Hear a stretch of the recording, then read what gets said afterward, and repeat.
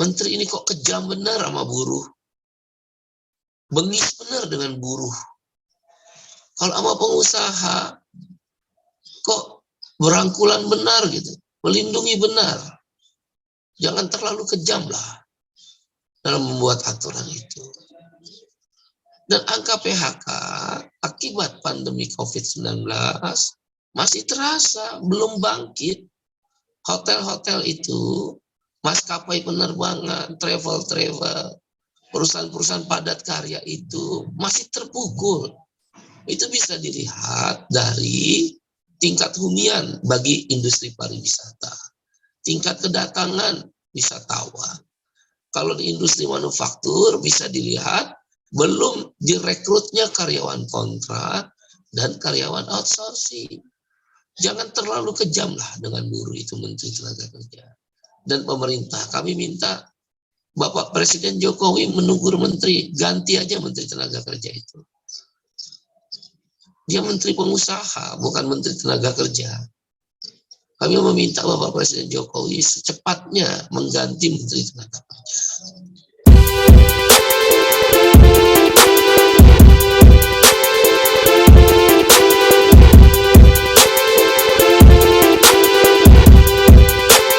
Tentang pembayaran JHT.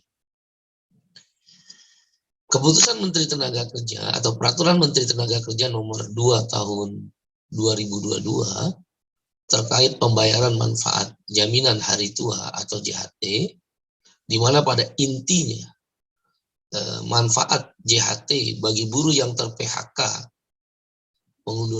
mengundurkan diri, maka jaminan hari tuanya, dananya, itu bisa diambil pada usia 56 tahun atau usia pensiun. Atau bagi buruh yang meninggal dunia, secara langsung jaminan hari tuanya baru bisa diambil. Keputusan atau Peraturan Menteri Tenaga Kerja ini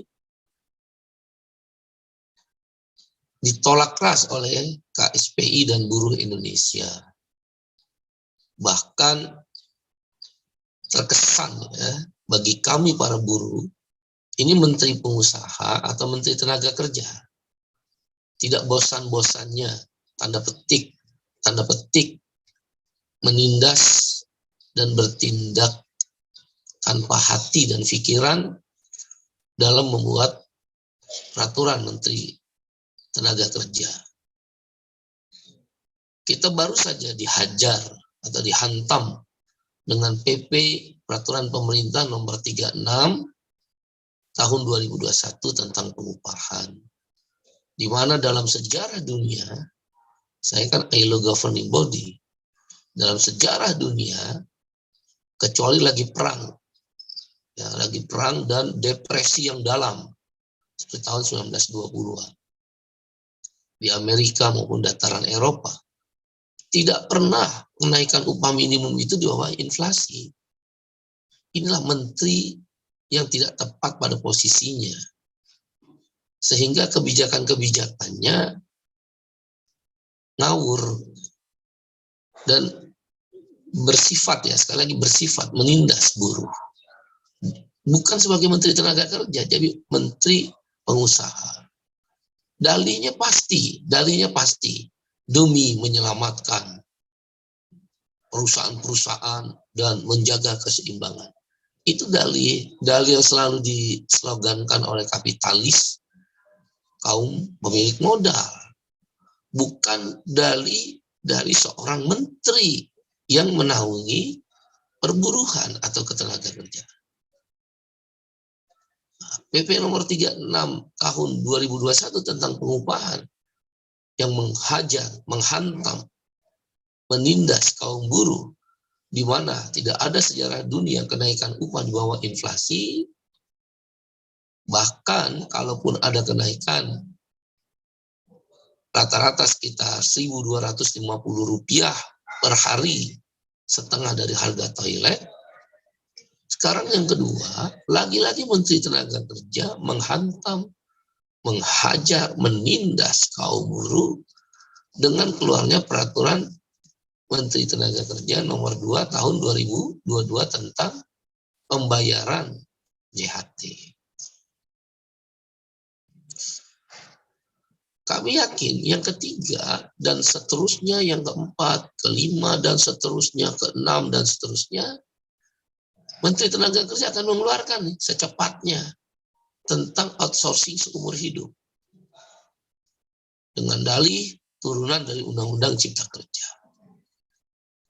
Menteri tidak melihat kondisi kekinian dan fakta yang dihadapi di lapangan. Pertumbuhan ekonomi yang sudah menanjak di 3%, kira-kira 3%, tapi masih memukul daya beli buruh dan orang-orang kecil. Kenaikan upah yang rendah, bahkan tidak ada kenaikan upah. Harga-harga yang melambung tinggi, termasuk minyak goreng, ya, PHK merajalela di mana-mana. Ini Menteri Tenaga Kerja ini lagi di planet mana ya? Apa dia nggak sadar sedang di bumi atau di planet Mars?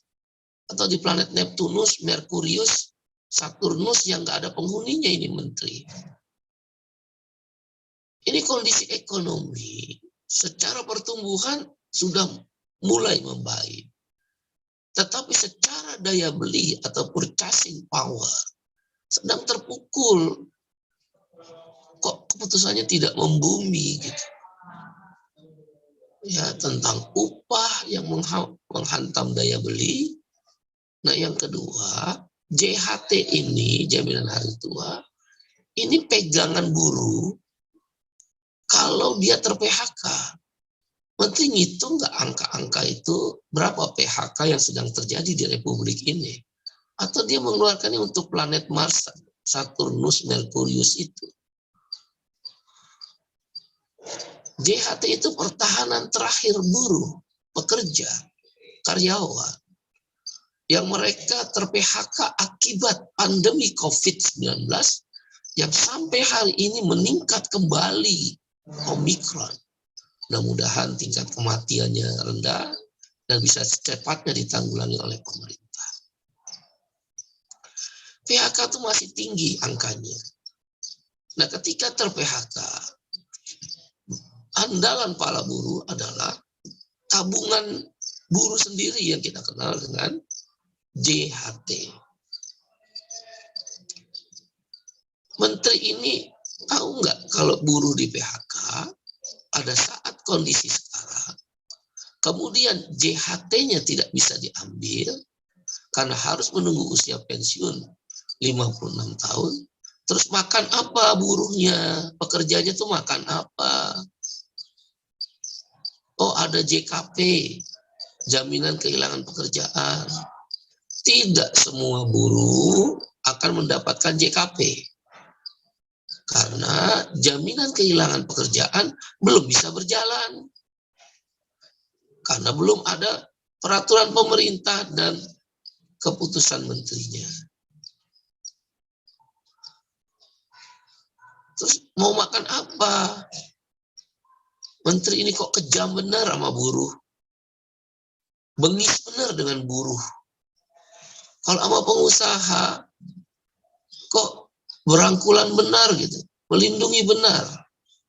Jangan terlalu kejam lah dalam membuat aturan itu. Dan angka PHK akibat pandemi COVID-19 masih terasa, belum bangkit. Hotel-hotel itu, maskapai penerbangan, travel-travel, perusahaan-perusahaan padat karya itu masih terpukul. Itu bisa dilihat dari tingkat hunian bagi industri pariwisata, tingkat kedatangan wisatawan. Kalau di industri manufaktur bisa dilihat belum direkrutnya karyawan kontrak dan karyawan outsourcing. Jangan terlalu kejam lah dengan buruh itu Menteri Tenaga Kerja. Dan pemerintah, kami minta Bapak Presiden Jokowi menegur menteri, ganti aja Menteri Tenaga Kerja itu. Dia Menteri Pengusaha, bukan Menteri Tenaga Kerja. Kami meminta Bapak Presiden Jokowi secepatnya mengganti Menteri Tenaga Kerja.